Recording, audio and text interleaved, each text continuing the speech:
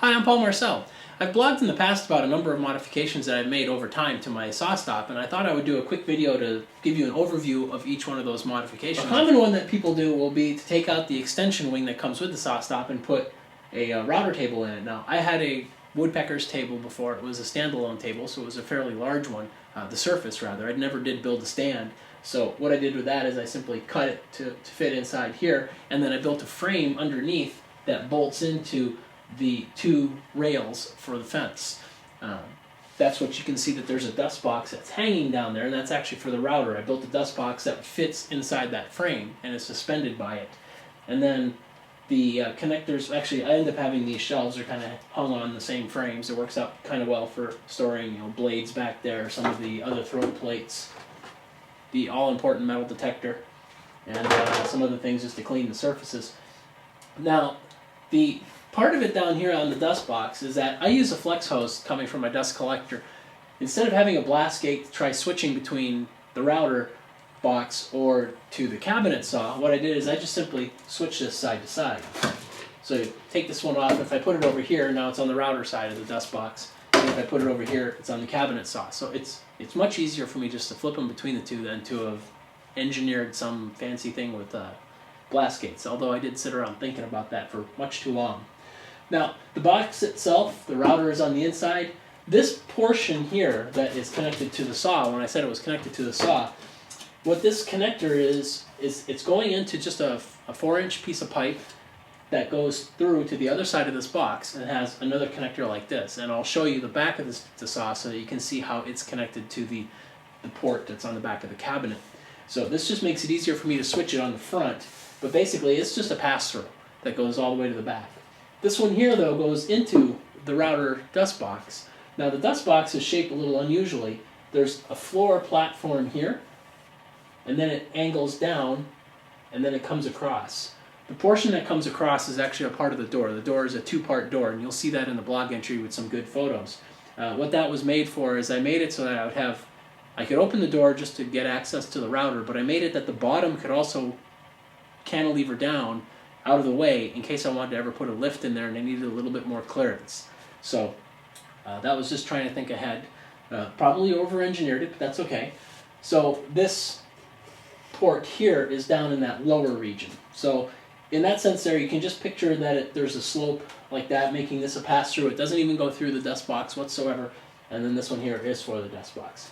Now, I do have up here a 2.5-inch port that you can't see, and what that's for, I have a hose that I would use with my router fence, so when I put the fence on the router table, I can very quickly connect this down here and then connect this to the back of the fence. I have an Overarm dust collection system here, and I also included a rod with a lamp because at night when I work here with the garage door open and all that, it's actually kind of hard to see with the light coming from behind me.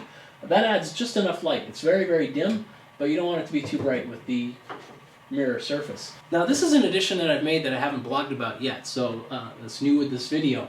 The back of the saw, when I show you that, you're going to see an extra 2.5-inch dust collection hose coming up to the front. It loops around here and comes up under here to a blast gate that I've installed here on the side. It's just screwed into one of the holes that's on the side of the saw surface.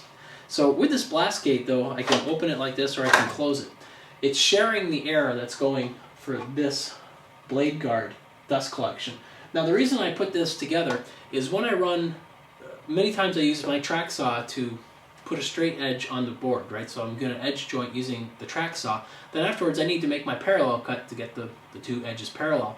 So when I'm doing that, you tend to be cutting just the outside edge. Well, then the dust collection doesn't work very well because as the pieces come off, the cut isn't captured, right? So you get a spray of dust coming right here. In fact, it's exactly there. So what I do is I have this little magnetic catcher. It comes from Veritas, so you can get it from Lee Valley. But I just stick that right there.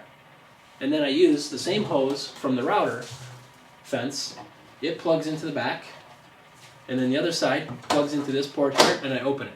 When I do that, what ends up happening is that the dust that's flying off of there gets at least collected into this cup. A lot of it will end up going down. Sometimes there'll be a little bit left, but just when you disconnect it, lift it up and it goes away, and then close the port. I'm done. So let's go take a look at the back. So this is a view of the back of the saw where all the dust collection action happens.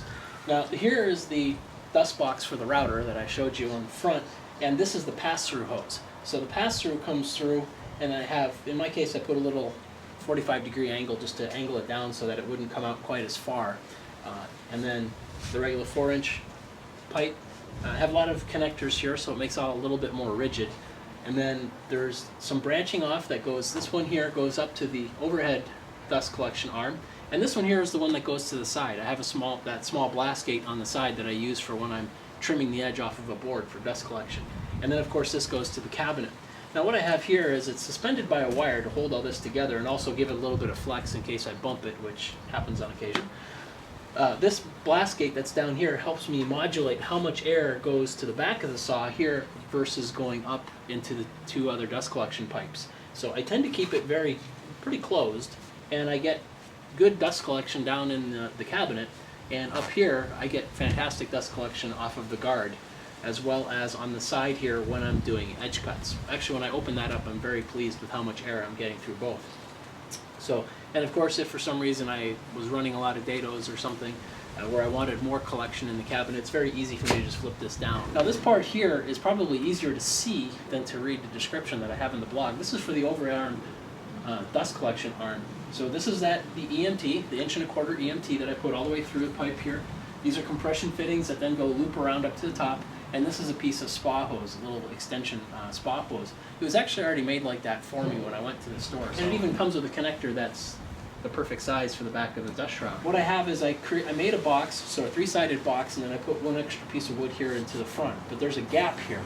Now the EMT fits just perfectly in there, nice and snug, but of course it can move. With these T-nuts that are through there and the star knobs on the top, I've got this tightened down so it's not moving. All I have to do is give it a couple light turns, and now this moves very freely. So I can pop out this hose and pivot it down and out of the way. Now why would I want to do that? Mostly when I'm doing anything over here on the router table.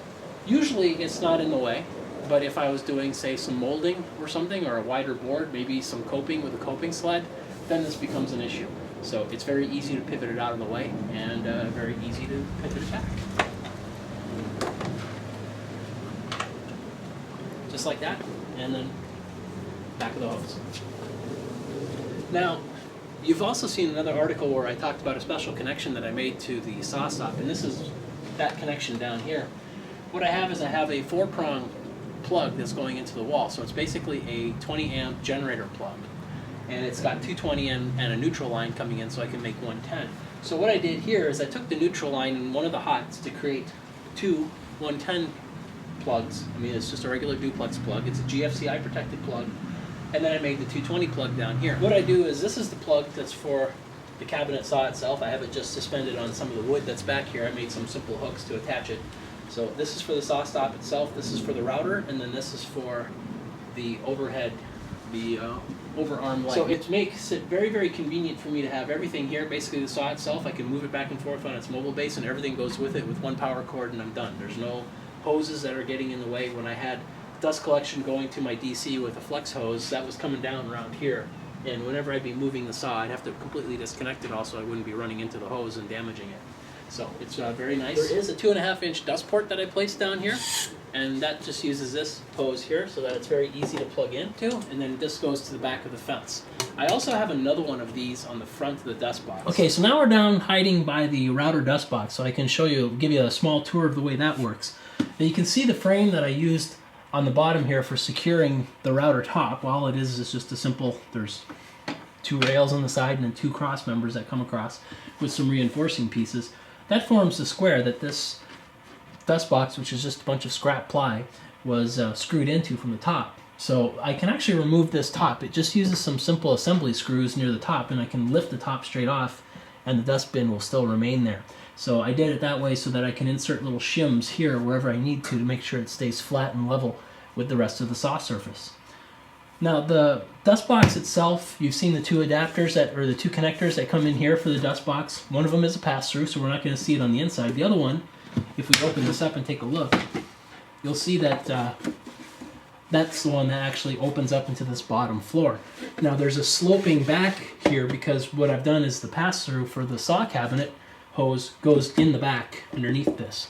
But also having this slope is a little bit nicer. If it was just straight flat on the back, I'm afraid that all the the chips and the dust would just settle and make a big pile here in the back that would never get cleared out. So this is actually after having run a lot of maple molding last weekend, and then I did do a couple of small dados in a small project using the router instead. And that's it, what you can see in there. Now I just got a little tiny Bosch 1617 EBS router in here, so you can see the way it just fits in there conveniently. I can put it above the table for doing my bit changes since I don't have a lift yet. There's a little knee switch over here for powering it on and off, and that switch, the plug comes inside here, so actually the whole router could be taken away if I needed to use it for some hand use or something like that. Now this thing here, I put a little bit of weather stripping here, some window stripping. I wanted it so that it would have a good seal, and then there's also a little bit of felt here that I thought would help with that. So when I put it on here, there's a window sash lock on here, and as you turn it, it tightens it more and more. And actually I've undone this when I've had the dust collector on, and it's actually difficult to open this door, so I figure I've got a pretty good suction on this door. So this part here opens up for general access, but I also made, as I described before, there's a little latch down here that I can open up, and it opens up the bottom part of the floor more. I don't have a router lift yet, but I will be getting one someday, and I thought, I don't know what type of clearance it needs to get in here and install it or to move it in. So this way here it helps it that I can swing it up and get it underneath the router plate, so it'll be a little bit easier that way. If you were to look out this dust port hole here, you can see a small white line. If you were to look closer at the very beginning of the video, you'll see a small white line. What that is the floor. So basically what you're seeing is that little white line there is, picture this being that dust port opening, and the floor is like this on it. So you can see that actually the flat of the floor is up higher inside the circle. What my concern was is if I had this all the way down at the very bottom of the circle, is that dust would pile up in these corners, these outside corners. As it would get sucked in, once it would get in that sort of shadow of the vacuum, it would just pile up and make big piles inside the dust bin. Whereas when it's up like this, a little higher, of course, now it's got a pretty big sweep that can come in. So, and it does tend to keep it very clean. Like I said, I didn't clean it before I showed you. Now this little adapter, in case you're curious, it's a piece, when you buy the Rockler Dust Right system, it comes with a tube that's used for doing things like cleaning up on the floor and such. I just cut off a 2-inch section of it and I fit it over top of this regular 4-inch connector, and now it's the right size for the Dust Right port because it's a slightly larger port. Rockler at the time didn't sell a Dust Right compatible 45-degree dust collection fitting like this. I was in Rockler actually yesterday, and I did see that they do have one now. So you wouldn't have to do this silly thing, but it works. Now while I'm down here, I thought I can show you something else that you might be a little bit curious. You see this tape that I've got over top of the power switch. Now the whole thing is powered by this knee switch, right? That's going to give power, so basically your router is always going to be turned on when it's down underneath in this dust box. So what this is if you go in the plumbing aisle of like one of the big box stores, you're going to see something, it's called a silicone, it's like a leak tape for the plumbing. And what it is, it sticks to itself. It binds completely. It's stuck. Yet it's not sticking to the router. I could easily just cut this off and it'll fall right off. But what I did is I completely wrapped it around so that the switch is encased in it. Because everybody's had a router for a little while. You end up getting dust inside the switch and you got to send it back for repairs, and it takes time and some mailing and some money. So this is a lot easier. You buy a roll like that for like $2. You can wrap your routers, and every now and then you might have to renew it if it pokes through. I've had it poke through when I've tightened it up too much. So just get it airtight and you're ready to go.